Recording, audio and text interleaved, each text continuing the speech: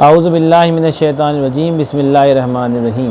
الحمدللہ، اللہ کی فضل سے، رسول اللہ صلی اللہ علیہ وسلم کے عنایتوں اور فضل و کرم سے آج ہم سلاسل چشت کی دلیل العارفین جو ملفوظات ہیں غریب نواز کے، ان کی نویں مجلس کے دوسرے پارٹ کو لے کے حاضر ہیں۔ کافی دن پہلے ہم نے اس کا نویں مجلس کا پہلا پارٹ پیش کیا تھا، کیونکہ یہ مجلس بہت طویل ہے۔ آج ایک موضوع پہ آپ سے بیان کرنا بہتر سمجھتا ہوں کہ سلسلہ چشتیہ ہو، قادریہ ہو، نقشبندیہ ہو، سہروردیہ ہو، ان تمام سلسلے میں موجودہ دور میں ہر آدمی فی الوقت راہ طریقت پہ چلنے کا دعویٰ کرتا ہے اور اپنے آپ کو صوفی کہلانے پہ فخر محسوس کرتا ہے۔ حقیقت میں طریقت میں صوفی وہی شخص ہے جو ریاکاری سے پاک ہو اور سادگی سے زندگی اپنی گزارتا ہو، سادگی مخلوق سے بھی اور خالق سے بھی ہو۔ بسم اللہ الرحمن الرحیم شروع کرتے ہیں۔ غریب نواز نے فرمایا، عارفوں کے احوال کی بابت گفتگو شروع ہوئی تو زبان مبارک سے فرمایا کہ ایک مرتبہ خواجہ بایزید بسطامی رضی اللہ تعالیٰ عنہ نے مناجات کے وقت یہ الفاظ کہے، کیف سلوک علیکا، تو جواب آیا، اے بایزید، طلق نفسک ثلاث وقل هو اللہ، یعنی پہلے اپنے تائے 3 طلاق دے پھر ہماری بات کر، یعنی کہ پہلے اپنے نفس سے اپنا تعلق توڑ لے، اپنے نفس پہ قابو کر لے۔ اور حضور نبی کریم صلی اللہ علیہ وسلم کی حدیث ہیں، من عارفہ بنفسہ فقد عارفہ ربہا، کہ جس نے اپنی نفس کو پہچانا اس نے اپنے رب کو پہچانا۔ تو طریقت کی بنیاد، صوفی کی بنیاد نفس پر ہے، یعنی تصفی قلب و تزکیہ نفس۔ اب نفس پہ قابو کس سے پایا جاتا ہے کہ نفس سے انسان اس طریقے سے تعلق پیدا کرے، شروعاتی ابتدائی دور میں اگر آپ اس سے جنگ کریں گے تو آپ آسانی سے نہیں جی سکتے۔ تو بزرگان دین نے نفس پہ قابو کرنے کا ایک آسان طریقہ ہم سب کو بتایا ہے اور دکھایا ہے کہ نفس سے ایک طریقے کا معاہدہ کر لیا جائے ابتدائی دور میں کہ میں یہ کام کروں گا، تیری خواہش ہے تو میں تیرا یہ کام کروں۔ مثال کے طور پہ اگر آپ کا دل ہے کہ آپ کی نفس کہہ رہی ہے کہ بریانی کھانا ہے یا قورمہ کھانا ہے، تو آپ اس سے ایک معاہدہ کریں کہ بھئی میں تمہیں بریانی کل کھلاؤں گا، آج تمہیں مجھے عبادت کی طرف راغب ہونے دو۔ تو اس طریقے سے آپ شروعاتی دور میں اپنی خواہشات پر اس طریقے سے معاہدے کے ساتھ گامزن ہوں گے تو ایک وقت کے بعد نفس آپ کا عادی ہو جائے گا، پھر آپ اور آپ کی نفس میں کچھ خاصا فرق نہیں ہوگا اور وہ من مرضی مطابق آپ کے معاملات کو درست رکھے گی اور آپ کو اس راہ پہ طریقت کی راہ پر چلنے میں آسانی فراہم کرائے گی، جس کے لیے غیب سے آواز آئی کہ پہلے تو اپنے 3 طلاق دے پھر ہماری راہ پہ، یعنی پہلے تو اپنی نفس پہ قابو کر لے اور پھر تو ہماری طرف آ۔ اس حدیث کا ایک اور معنی حضرت سلطان بھاؤ رحمۃ اللہ علیہ نے فرمایا ہے کہ جس نے اپنی نفس کو فنا سے پہچانا اس نے اپنے رب کو بقا سے پہچانا۔ بعد ازاں خواجہ صاحب نے فرمایا کہ جب تک آدمی راہ سلوک میں پہلے دنیا اور پھر اپنے تائیں نہ چھوڑے، یعنی کہ پہلے دنیا سے اپنی محبت، دنیا سے دیکھیے دنیا ایک خواہش اور ایک ضرورت 2 فارم میں ہے۔ اگر ہماری دنیا ضرورت ہے تو اس سے اس کی حاجت حاصل کرنا کوئی گناہ نہیں ہے، ضرورت کو حاصل کرنا فرض ہے۔ اور اگر دنیا کو ہم خواہش بنا لیتے ہیں تو وہ نفس کا ایک بہت بڑا مشغلہ ہے اور بندے اور خدا کے بیچ میں ایک پردہ ہے، جس کے لیے فرمایا گیا ہے کہ اہل دنیا کے لیے دنیا جنت ہے اور اہل عقبہ کے لیے دنیا ایک قید خانہ ہے۔ تو فرمایا جو گیا ہے اس میں کہ راہ سلوک میں پہلے دنیا اور پھر اپنے تائے، یعنی پہلے تو دنیا سے قطع تعلق ہی پیدا کر لے اور پھر اپنے آپ کی نفس سے اپنا تعلق چھوڑ دے۔ یعنی اس کو میں کیسے سمجھانا چاہوں گا آپ کو، آپ اس کو اس طریقے سے سمجھیں کہ دنیا بڑی وفادار ہے۔ بزرگ کا قول ہے کہ جو دنیا کے پیچھے بھاگتا ہے دنیا اس سے بھاگتی ہے، اور جو دنیا سے بھاگتا ہے دنیا اس کے پیچھے بھاگتی ہے۔ اور ایک وقت آتا ہے کہ دنیا اسے اس کے حال پہ چھوڑ دیتی ہے اور دنیا اس کے چوکھٹ کا غلام ہو جاتی ہے۔ تو بزرگان دین صوفی اعظام کی بارگاہوں میں آپ نے دیکھا ہوگا سلاطین وقت، عمرہ، بادشاہ، وزیر ہر وقت ان کی چوکھٹوں پہ کھڑے رہتے تھے۔ تو دنیا کے شہنشاہ تھے، یہ روحانیت کی شہنشاہ تھے۔ تو روحانیت سے تعلق دنیا کا کبھی رہا ہے نہ رہے گا۔ تو پہلے تو انسان کو دنیا سے قطع تعلق کی، مثال کے طور پہ خلوت نشینی ہم کہتے ہیں۔ خلوت نشینی میں ایک عزلت نشین ہوتے ہیں، ایک خلوت ایک عزلت۔ اب آپ خلوت نشین ہی کو ایک زمانے تک خلوت نشینی جو لوگ تھے انہی کو جا نشین، مسند نشین، خانقاہ نشین، گدی نشین یا سجادہ نشین کہہ لیں دور حاضرہ میں، یہ سب ان خلوت نشینوں کا کام ہے جو اپنی خانقاہ وہ جگہ کا نام ہے جس جگہ پر کوئی صاحب حیثیت بزرگ، صاحب روحانیت بزرگ بیٹھے اور وہاں سے دین کی تعلیم اور جہاں سے ذکر و اذکار کیا جائے۔ خانقاہ مطلب گھر کس کا؟ صاحب مسند کا، صاحب روحانیت کا مقام جہاں پہ وہ رہتے ہیں۔ خانقاہ در و دیوار، محراب، منبر یا میناروں سے یا محرابوں سے نہیں ہے۔ خانقاہ کا اصل مفہوم یہ ہے کہ جہاں پر کوئی اہل روحانیت بیٹھ کر دین کی تبلیغ اور ساتھ کرے اور لوگوں کو روحانیت کی، دین کی، شریعت کی، طریقت کی، معرفت کی، حقیقت کی تعلیم دے۔ تو جو دنیا کو چھوڑ دیتے ہیں وہ حقیقت میں خلوت نشین ہو جاتے ہیں یا مسند نشین ہو جاتے ہیں۔ بعض ہندوستان میں ایسی خانقاہیں بھی موجود ہیں جہاں کے مسند نشینوں کو خانقاہ سے حج اور علاج کے بغیر نکلنے کی اجازت بھی نہیں ہے، لیکن مخلوق خدا ان کے پاس آتی ہے اور ان سے اپنی جو بھی معاملات ہیں ان کی درستگی پا لیتی ہے۔ اور دوسرا اپنی نفس کو، اب جب آپ اس جگہ پر جب دنیا سے تعلق ہی آپ کم کر دیں گے، جب دنیا سے آپ دوری پیدا کر لیں گے، دنیا سے اپنا قطع تعلق ہی پیدا کر لیں گے، تو آپ کو نفس پہ بھی قابو بآسانی ہوگا۔ مثال کے طور پہ کہ جب آپ تنہا رہیں گے، تنہائی میں جب اللہ کو یاد کریں گے، جب تنہا رہیں گے تو آپ عبادت، ذکر و اذکار میں رہیں گے۔ جب آپ کم بات کریں گے، اور کم بولنے میں حکمت ہے، جب آپ کم بولنے لگیں گے تو آپ کو اپنے اندر، ایک بزرگ کا قول ہے کہ میں نے جو خاموشی میں جو حکمت پائی وہ کس چیز میں نہیں کھائی۔ تو پہلے اس لیے ایک بزرگ ہمارے دادا حضرت علی میاں بھی فرماتے تھے شروعات میں اس راہ میں گفتار ہے اور آخر میں اس میں خاموشی ہے۔ تو جب آپ خلوت نشین ہوں گے تو آپ میں نفس پہ قابو کرنے میں بھی آسانی ہوگی، کیونکہ آپ دنیا کی مادی زندگی کے معاملات سے بہت دور رہیں گے۔ ہاں حسب ضرورت آپ کو دنیا سے تعلق رکھنا ہے، اپنے گھر والوں کا ذمہ داریاں، اپنی اولاد کی، اپنے بچوں کی، اپنی ذاتی زندگی کی جو بھی ضرورت ہیں وہ آپ کو ضرورتیں حاصل کرنے کے لیے آپ کو دنیا کی مشغلوں میں ملنا ضروری ہے۔ اور جب وہ آپ حاصل کر لیں، اپنی روزی حلال حاصل کر لیں، اس کے بعد آپ کو چاہیے کہ آپ اللہ اور اللہ کے رسول کی اطاعت میں اپنی زندگی بسر کریں۔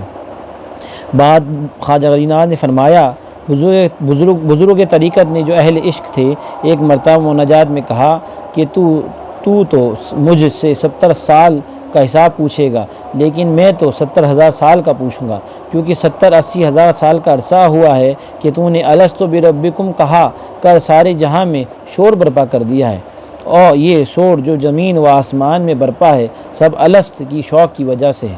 جو نہیں، اس بزرگ نے یہ بات کہی، آواز آئی کہ جو اب سن تیری آرزو تجھے مل جائے گی، یعنی میں تیرے وجود کو ذرہ ذرہ کر کے ہر ذرے کے دیدار دکھاؤں گا اور کہوں گا یہی 70,000 سال اور باقی الگ رکھ دوں گا۔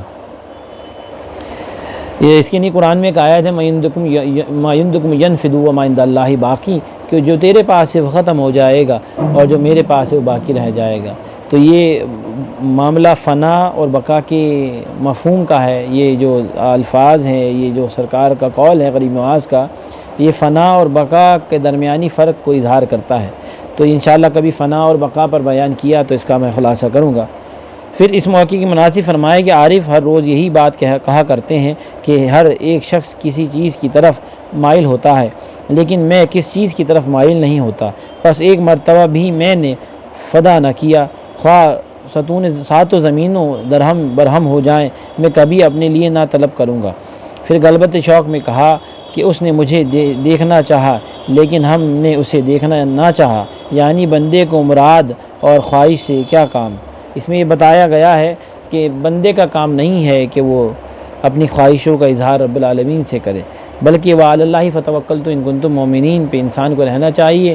جس راہ کا مسافر ہے، یعنی اہل طریقت یا اہل معرفت یا اہل معاملہ یا اہل محبت ہے یا اہل سلسلہ ہے، اس کو چاہیے کہ وہ اللہ کی رضا پر راضی رہے، اور اللہ جس طرح اس کی زندگی اسے فراہم فرما رہا ہے اس طریقے سے وہ اپنی زندگی کو جیے۔ ایک مرتبہ ایک بزرگ نے فرمایا کہ ہم نے اس سہل سے منہ پھیر لیا، اور جب بارگاہ میں گئے تو انہیں اپنے سے پہلے موجود پایا۔ جو کچھ ہم چاہتے تھے اللہ تعالیٰ نے عنایت کاملہ سے پہلے ہی ہمیں پہنچا دیا۔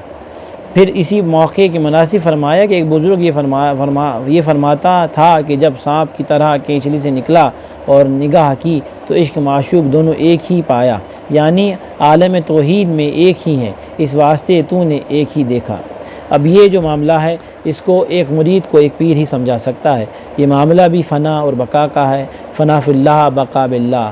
جو یہ معاملات آپ نے جملہ سنا ہوگا تو یہ معاملہ وہی مرشد ہی ایک مرید کو سمجھا سکتا ہے۔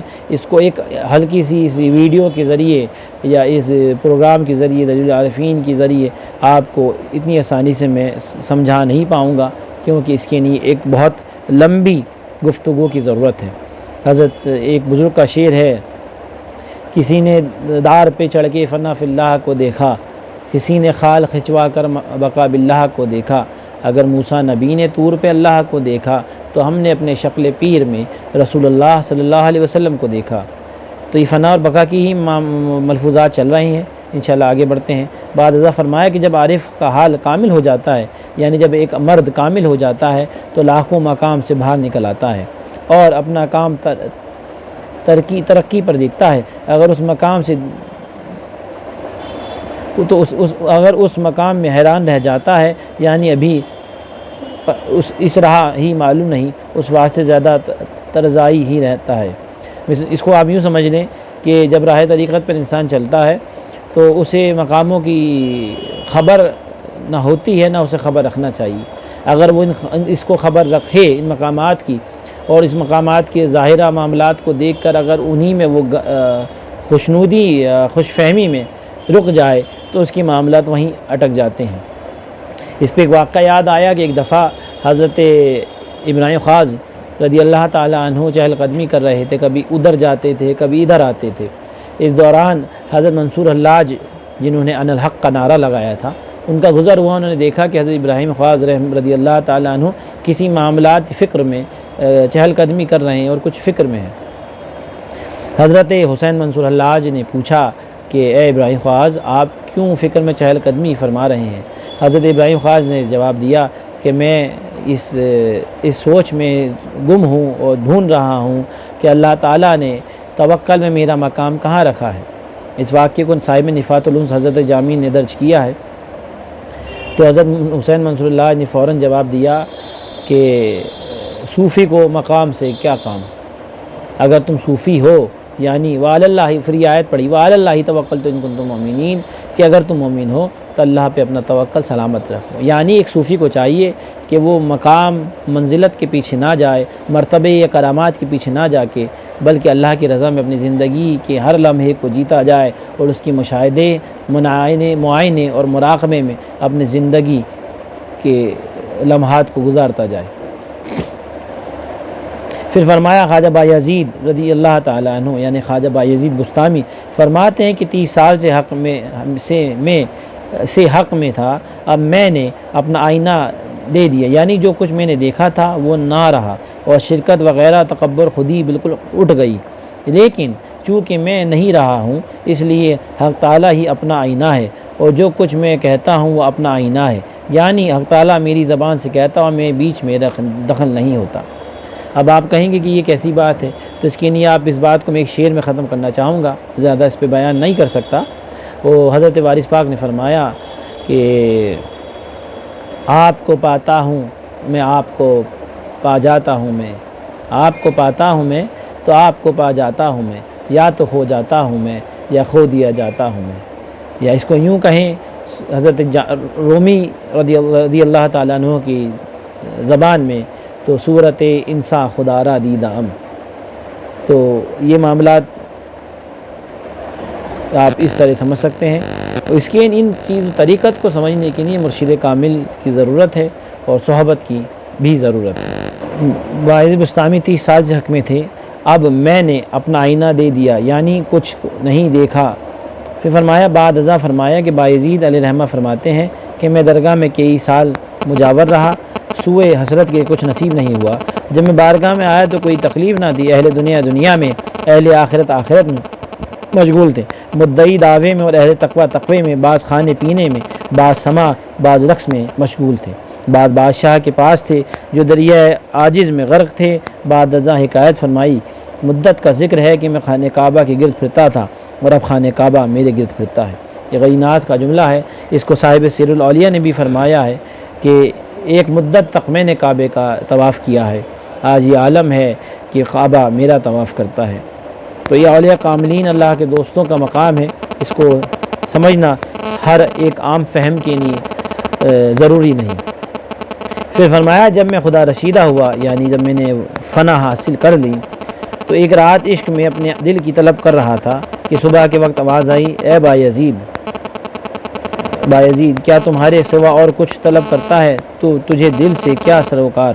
بعد ازاں اس موقع پر فرمایا کہ عارف وہ شخص ہے، قریناس فرما رہے ہیں کہ خواہ کہیں ہو اور خواہ کچھ طلب کرے، اسی کے پاس آئے جس سے بات کہے، جواب اسی سے سنے، اس راہ میں وہ عارف نہیں جو اللہ کے سوا اور کسی چیز کے در پہ ہو۔ یعنی وہ شخص صوفی، درویش، فقیر، پیر، مشائخ، عارف بالکل نہیں جو یار کا در چھوڑ کے کسی غیر کے در پہ جائے۔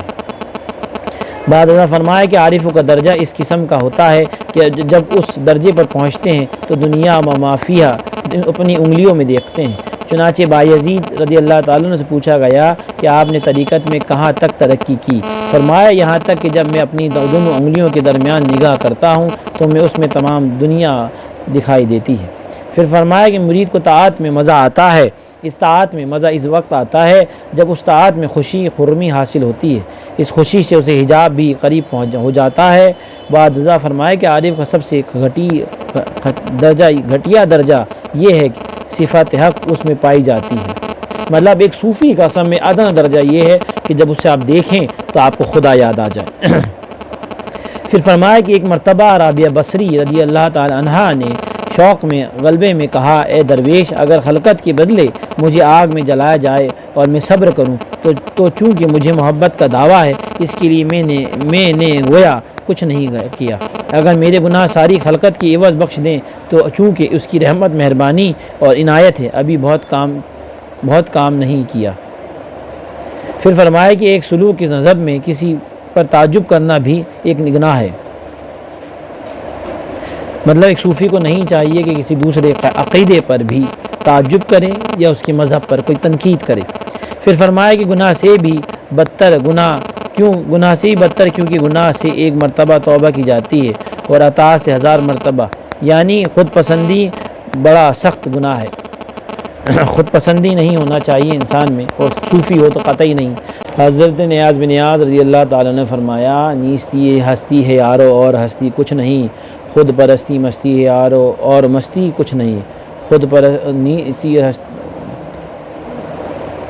سادگی اور حق پرستی کچھ نہ ہونا ہے نیاز، کچھ نہ ہونے کے سوا اور حق پرستی کچھ نہیں۔ پھر فرمایا کہ محبت حق میں عارف کامل درجہ یہ ہے کہ پہلے خود ولی نور دکھائے اور پھر اگر کوئی شخص اس کے پاس دعویٰ کرے کہ آئے تو اس پر زور کرامت قائل کرے۔ فرمایا کہ ایک مرتبہ شیخ احد کرمانی شیخ عثمان ہرونی کے ہمراہ میں مدینے کی طرف سفر کر رہا تھا۔ جب ہم دمشق میں پہنچے تو وہاں مسجد کے سامنے 12,000 انبیاء کے روزے تھے جہاں پر لوگوں کی حاجتیں پوری ہوتی تھیں۔ ہم نے انبیاء کی زیارت کی اور وہاں کے بزرگوں کو دریافت کیا۔ چنانچہ ایک روز میں شیخ احد کرمانی اور شیخ عثمان ہرونی رضی اللہ تعالی عنہما کے ایک بزرگ واصل حق و درویش محمد عارف نامی کو دمشق کی مسجد میں دیکھا۔ چند روز درویش اس کے پاس بیٹھے تھے اور بات اس بارے میں ہو رہی تھی کہ جو شخص کسی چیز کا دعویٰ کرے جب تک وہ لوگوں میں اس کا اظہار نہ کرے وہ کب معلوم کر سکتا ہے۔ الغرض ایک آدمی محمد عارف سے بحث کر رہا تھا۔ محمد عارف کہتے تھے کہ قیامت کے دن درویشوں سے معافی مانگی جائے گی اور دولت مند سے حساب کتاب لیا جائے گا۔ اس شخص کو یہ ناگوار گزرا، پوچھا کہ کس کتاب میں لکھا ہے۔ خواجہ محمد عارف کو کتاب کا نام یاد نہ تھا، کچھ دیر مراقبے کر نام بتایا۔ اس شخص نے کہا، جب تک مجھے نہ دکھاؤ گے میں نہیں مانوں گا۔ سر اٹھا کر کہا، جو بندگان خدا کو صحیفہ دکھایا ہے اس مرد کے سامنے رکھ تو دیکھ لے۔ فرشتوں کو حکم ہوا کہ وہ کتاب جس میں یہ بات لکھی ہوئی تھی اس دکھائے۔ اس نے اٹھا کر اقرار کیا اور قدموں میں گر پڑا اور کہا، دیکھو یہ خدا کے مرد ہیں۔ بعد ازاں اس بارے میں شروع ہوئی کہ جو شخص مجلس میں ہے وہ اپنی کرامات دکھائے۔ یہ سنتے ہی خواجہ عثمان ہروردی نے فوراً مصلے کے نیچے ہاتھ ڈالا اور مٹھی بھر اشرفیاں نکال لائے۔ ایک درویش موجود تھے، اسے دے کر فرمایا کہ درویشوں کے لیے حلوہ لے آؤ۔ جب یہ کرامت دکھائی تو شیخ وحد نے پاس پڑی ہوئی لکڑی پر ہاتھ مار کر حکم الہی سے وہ لکڑی سونے کی بن گئی، پیچھے رہ گئی۔ میں نے اپنے پیر کی وجہ سے کوئی بات ظاہر نہ کر سکتا تھا۔ شیخ عثمان ہروردی میری طرف مخاطب ہو کر فرمایا، تم کیوں نہیں کچھ کہتے؟ وہاں پر ایک بھوکا درویش تھا جو شرم کے مارے سوال نہیں کرتا تھا۔ میں نے گودڑی سے جو کہ 4 روٹیاں نکال کر اسے دے دی۔ اس درویش اور خواجہ محمد عارف نے فرمایا کہ درویش میں جب تک اتنی قوت نہ ہو اسے درویش نہیں کہتے۔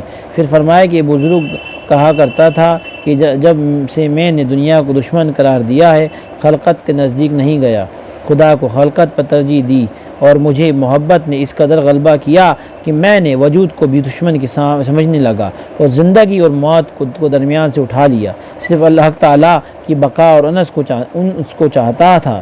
بعد ازاں فرمایا کہ سلوک کے بارے میں لکھا ہے کہ قیامت کے دن جب خاص قسم کے عاشقوں کی بہشت میں لے جانے کا حکم ہوگا وہ کہیں گے، ہم بہشت کو کیا کریں؟ بہشت اسے دے جس نے بہشت کی لالچ میں تیری پرستش کی۔ پھر خواجہ صاحب نے فرمایا، جب اپنا دیدار کسی شخص کو دیا جائے تو پھر وہ بہشت کو کیا کرے؟ پھر یہ اشارہ فرمایا، اگر تم سے کوئی ہو سکے تو پہلے بقا حاصل کرو، اگر نہیں کر سکتے تو صلاحیت اور زہد تو ایک ہوا کی طرح ہے جو تم پر چلتی رہتی ہے۔ پھر خواجہ صاحب نے آپ دیدہ ہو کر فرمایا کہ بہت سے مردوں کو عاجز اور عاجزوں کو مرد بنا دیا ہے اس راہ میں۔ خواجہ صاحب کے ملفوظات کو اگر بآسانی آپ کو کہیں سے حاصل کرنا ہے تو خانقاہ کی کتاب ہے آئینہ خانہ حضور غریب نواز، 1998 میں وہ کتاب شائع ہوئی تھی۔ اس میں انگریزی، اردو اور ہندی میں خواجہ صاحب کے ملفوظات ہیں، اور اس جملے میں آپ نے فرمایا غریب نواز نے کہ ہو سکے تو بقا حاصل کرو، زہد اور تقویٰ تو ایک ہوا کی مانند ہے جو تم پہ چلتی رہتی ہے۔ پھر اس بارے میں فرمایا، گناہ تمہیں اتنا نقصان نہیں پہنچا سکتے جتنا مسلمان بھائی کو کسی دوسرے کے سامنے خوار کرنا۔ بعض نے فرمایا کہ ایک درویش از حد بزرگ اور اصل تھا، وہ کہا کرتا تھا کہ اہل دنیا کی راہ میں معذور ہیں اور اہل آخرت حق کی دوستی سرور میں خوش ہیں، اور اہل معرفت نور اعلیٰ نور ہیں۔ یہ ایک بھید ہے جسے اہل سلوک ہی جانتے ہیں۔ اہل معرفت کی عبادت پس انفاس ہے۔ پھر فرمایا کہ جب عارف خاموش ہوتا ہے تو اسے یہ مطلب ہوتا ہے کہ وہ اللہ تعالیٰ سے بات کرتا ہے، اور جب آنکھیں بند کرتا ہے یعنی سوتا ہے تو اس واسطے سر نہیں اٹھاتا کہ شاید اسرافیل کرنا نہ پھونک دے۔ بعد ازاں فرمایا کہ خواجہ زوال المصری رضی اللہ تعالیٰ عنہ فرماتے تھے کہ حق تعالیٰ کی شناخت کی علامت یہ ہے کہ خاموش رہے اور خلقت سے دور جاگے۔ پھر اسی واقعے کے مناسب فرمایا کہ مرتبہ شاہ شجاع کرمانی سے پوچھا گیا کہ سال سے شناخت حاصل ہوئی؟ فرمایا، جب سے شناخت حاصل ہوئی خلقت سے بھاگنے لگا، جب سے خدا کی راز کی آشنائی ہوئی تو مخلوق سے دور ہونے لگا۔ بعد ازاں فرمایا، جس نے خدا کو پہچان لیا اگر وہ خلق سے دور نہ بھاگے تو سمجھ لو کہ اس میں کوئی نعمت نہیں۔ پھر اس موقع کے مناسب فرمایا کہ عارف وہ شخص ہوتا ہے جو کچھ اس کے اندر ہو وہ دل سے نکال دے تاکہ اپنے دوست کی طرح یگنا نہ ہو جائے، پھر اللہ تعالیٰ اس سے کوئی چیز ہٹا نہیں رکھے گا، نہ وہ دونوں جہاں کی پرواہ کرے گا۔ پھر زبان مبارک سے فرمایا کہ عارف کامل اس میں ہے کہ اپنے تائیں راہ خدا میں چلائے۔ اور بعد ازاں فرمایا، اگر قیامت کے دن کوئی چیز بہشت میں پہنچائے گی تو زہد نہ کہ علم۔ پھر فرمایا کہ عارف خواہ معرفت کی بابت کتنا ہی بیان کرے اور دوست کی گلی میں پھرے، جب تک معروف یاد نہ کرے تب تک عارف ہو ہی نہیں سکتا۔ بعد ازاں فرمایا کہ اہل محبت فریاد بے وجہ شوق و اشتیاق اس وقت تک نہیں رہتی جب تک کہ وہ دوست سے مل نہ جائے۔ اس وقت کے عاشق اسی وقت عدیل کرتا ہے جب تک کہ معشوق سے وہ وصال نہ ہو۔ جب معشوق کو دیکھ لیتا ہے تو گفتگو بیچ سے ہٹ جاتی ہے۔ پھر زبان مبارک سے فرمایا کہ ندیوں میں بہتا ہوا پانی شور کرتا ہے، لیکن جب سمندر میں جا گرتا ہے تو پھر آواز بند ہو جاتی ہے۔ اس طرح جب عاشق کو معشوق کا وصال ہو جاتا ہے تو عاشق واویلا نہیں کرتا۔ یہ تمام ملفوظات سرکار غریب نواز کے ہیں۔ پھر آزا فرمایا کہ میں نے شیخ عثمان ہرونی رضی اللہ عنہ کی زبانی سنا ہے کہ اللہ تعالیٰ کے ایسے دوست بھی ہیں کہ اگر دنیا میں وہ ان سے ایک دم حجاب میں رہے تو نابود ہو جائے اور عبادت نہ کر سکے۔ بعد ازاں اسی موقع کے مناسب فرمایا کہ ایک مرتبہ خواجہ عبداللہ حنیف بھول کر دنیا کے کام میں مشغول ہوئے۔ یاد آیا یہ تو دوست کے خلاف ہے، قسم کھائی کہ جب تک زندہ رہوں گا دنیا میں کام میں مشغول نہیں ہوں گا۔ چنانچہ اس کے بعد 50 سال تک زندہ رہے لیکن آپ کو کسی دنیاوی کام میں مشغول نہ پایا۔ پھر بایزید بستامی رضی اللہ تعالیٰ عنہ کے واویلے عشق کی بابت فرمایا کہ آپ ہر صبح نماز سے فارغ ہو کر ایک پاؤں پر کھڑے ہو کر فریاد کیا کرتے تھے۔ ایک روز آواز آئی کہ امد العاردہ یعنی اس وقت وصال ہوگا جب زمین لپٹ لی جائے گی اور زمین پیدا کی جائے گی۔ پھر اس موقع کی مناسب فرمایا کہ ایک مرتبہ خواجہ بایزید بستامی بستام کے جنگل میں نکلے، عالم شوق و اشتیاق میں بڑھ کر یہ فریاد کرتے تھے، جتنا میں جنگل دیکھتا ہوں اس قدر مجھے دکھائی دیتا ہے کہ یہاں عشق برسا ہوا ہے، یہاں سے پاؤں نکالنا چاہتا ہوں لیکن نہیں نکال سکتا۔ پھر فرمایا محبت کی راہ ایسی راہ ہے کہ جو شخص عشق کی راہ میں پڑتا ہے تو اس کا نام و نشان نہیں رہتا، یعنی کہ فنا۔ اس پوری مجلس میں جو بھی واقعات، جو بھی ملفوظات، جو بھی بیان، جو بھی گفتگو، جو بھی صحبت کا ذکر ہے وہ تمام کا تمام تر تعلق معرفت فنا سے ہی ملتا ہے۔ جو شخص فنا کے مفہوم کو، فنا کی ڈیفینیشن کو سمجھتا ہے تو اس کے لیے یہ والی مجلس سمجھنا بآسانی رہے گی۔ اور اگر کوئی سوال ہے تو وہ مجھے ان باکس میں میسج کر کے سوال پوچھ سکتا ہے۔ اس موقع پر فرمایا کہ اہل عرفاں یاد الہی کے سوا اور کوئی بات زبان سے نہیں نکالتے۔ پھر فرمایا کہ عارف سے ادنا بات ظاہری ہوتی ہے کہ وہ ملک و مال سے بیزار ہو جاتا ہے، یعنی صوفی کا ادنا سے ادنا درجہ یہ ہے کہ وہ دنیا اور دنیائی دولت سے بیزار ہو جاتا ہے۔ پھر آپ دیدہ ہو کر فرمایا کہ حق تو یہ ہے کہ وہ اس کی دوستی میں اگر دونوں جہاں بھی خرچ کر دے تو بھی تھوڑا سا ہے، یعنی ایک صوفی اللہ تعالیٰ کی محبت میں اگر کل کائنات کی دولت بھی خرچ کر دے تو بھی اللہ تعالیٰ کی بارگاہ میں وہ ذرہ برابر ہے۔ پھر فرمایا کہ اہل محبت اگرچہ محبت میں مجبور ہیں لیکن کام ایسے لوگوں کا سا کرتے ہیں جو سوئے ہوئے ہیں، اگر جاگیں تو مطلوب ہے کہ طالب ہیں اور اپنے دوست کی طلبگاری سے فارغ ہیں۔ مشاہدہ یہ معشوق میں مشغول ہیں، معشوق ایسا ہے جو خود عاشق کو دیکھنے کے لیے بیٹھتا ہے، محبت کی راہ میں متی کام سے نکلتے ہیں۔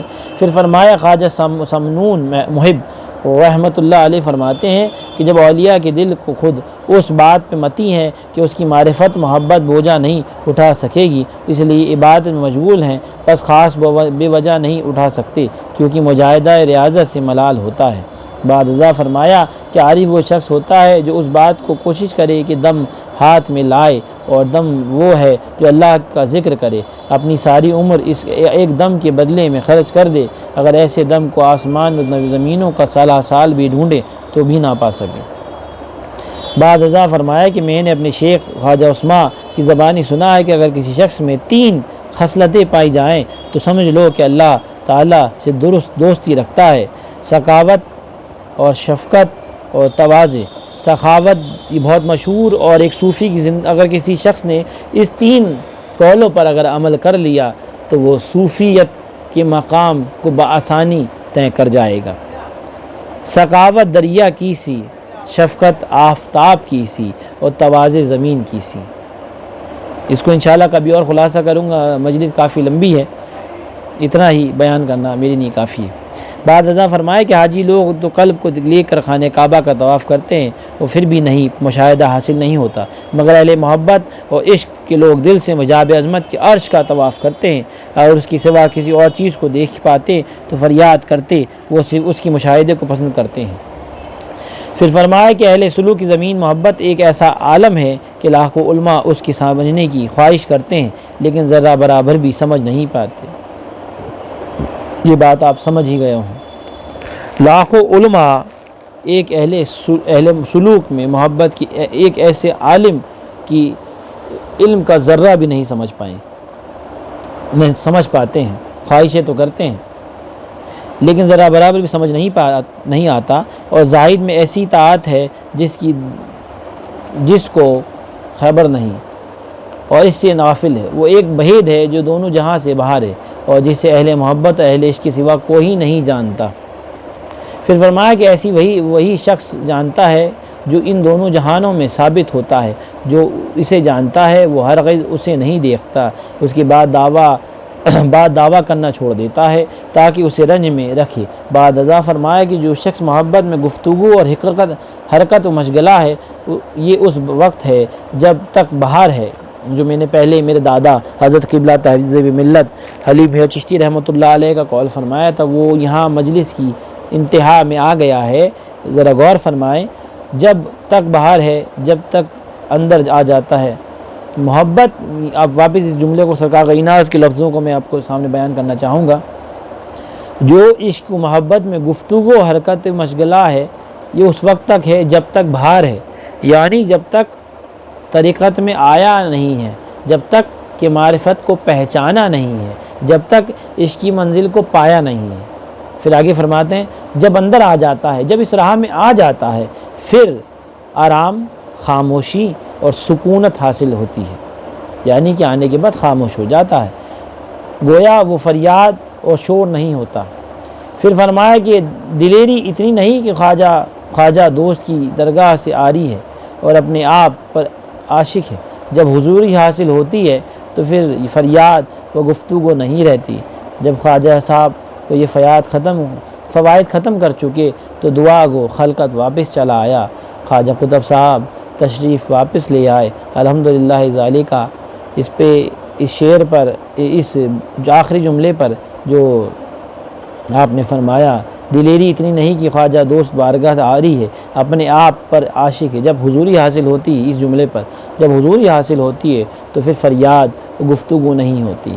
اس پہ میرے دادا حضرت قبلہ حلیم میاں صاحب چشتی رحمۃ اللہ علیہ ایک شعر پڑھتے تھے، دعا مانگتا ہوں لذت دعا کے لیے، مجھ کو میری کیا خبر جو تجھ کو خبر۔ الحمدللہ ذالکہ، آج نبی مجلس تمام ہوئی۔ اللہ تعالیٰ خواجہ نشست کی فیوز و برکات سے آپ کو، ہمیں سب کو، عالم انسان کو مال فرمائے، اور عالم اسلام کی جو بھی مصیبتیں ہیں، جو بھی مشکلیں ہیں، جو بھی پریشانی ہے، اللہ رب العالمین ان تمام کو ختم کرے اور عالم اسلام کا بول بالا کرے، اور عالم اسلام کے لیے آپ تمام بھی دعائیں فرمائیں، عالم اسلام میں آسانی ہو اور انسانیت کا بول بالا ہو۔ الحمدللہ انشاءاللہ کل آپ کے سامنے 10ویں مجلس لے کے پہنچیں گے۔ کل 12 مجلس پر دلیل العارفین مشتمل ہو جاتی ہے انشاءاللہ تعالیٰ۔ پھر آگے کوئی اور موضوع تلاش کریں گے تصوف کے لیے، تعلیمات کے لیے۔ اور آج کے دور میں تصوف برائے نام رہ گیا ہے، حال نہیں رہا ہے، کال رہ گیا ہے۔ کوشش کریں کہ آپ تمام حضرات حال کو تلاش کریں، کال سے نہیں، کیونکہ صوفی حال سے ہے، کال سے نہیں۔ اور سلسلہ چشتیہ کا فیوز و برکات آپ تک پہنچیں۔ اور اگر کسی کو کوئی سوال ہو، کیونکہ آج بڑی روانگی میں مجلس ہوئی ہے، اگر کسی کو کچھ سمجھ نہیں آیا ہو، کچھ سوال ہو، تو وہ مجھے میسیج میرے واٹس ایپ پر، فیس بک پر یا یوٹیوب پر کر سکتا ہے، انشاءاللہ تعالیٰ اس کو میں جواب دینے کی پوری کوشش کروں گا۔ تصوف ایک نقطہ نہیں ہے کہ آپ مہینے، 2 مہینے، 3 مہینے کسی اچھے سی کتابوں کا مطالعہ کریں تصوف حاصل ہو جائے۔ تصوف خدمتگاری، تزکیہ نفس، تشفی قلب اور صحبت مرشد کا نام ہے، جس میں خواجہ غریب نواز ہوں، خواجہ قطب صاحب ہوں، اور بڑے سرکار ہوں، حاجی شریف زندانی ہوں، اور محبوب الہی ہوں، یہ صابر پاک ہوں، یہ جتنے بزرگ ان سے پہلے گزرے، حضرت شریف زندانی رضی اللہ تعالیٰ عنہ، حضرت سلطان ابراہیم ابن ادہم بلخی رضی اللہ تعالیٰ عنہ، یہ محبوب الہی کے دور میں حضرت شرف الدین یحییٰ منیری رحمۃ اللہ علیہ، ان تمام بزرگوں نے 20 سال، 33 سال، 10 سال، 15 سال اپنے مرشید، اپنی خانقاہ کی خدمت انجام دی، تب جا کے اس مقام تک پہنچے۔ حالانکہ مادرزاد ولی تھے، لیکن اس کے بعد بھی ان لوگوں نے خدمت خلق کی ہے۔ تو جب تک آپ اپنی طور پر کسی شیخ کامل کی صحبت میں نہیں پہنچیں گے، آپ کچھ حاصل نہیں کر سکتے۔ صحبت تالا تر تالا کند، صحبت سالہ تر سالہ کند، یک زمانہ صحبت باولیا، بہتر آز صد سالہ طاعت ببیریا۔ الحمدللہ رب العالمین، آمین، والصلاۃ والسلام علی رسول الکریم۔ السلام علیکم۔ اللہ تعالیٰ آپ کو سب کو خوش رکھے، خواجگان چشت، اہل بہشت، پیران چشت کے صدقے و توسل سے، آمین۔ السلام علیکم۔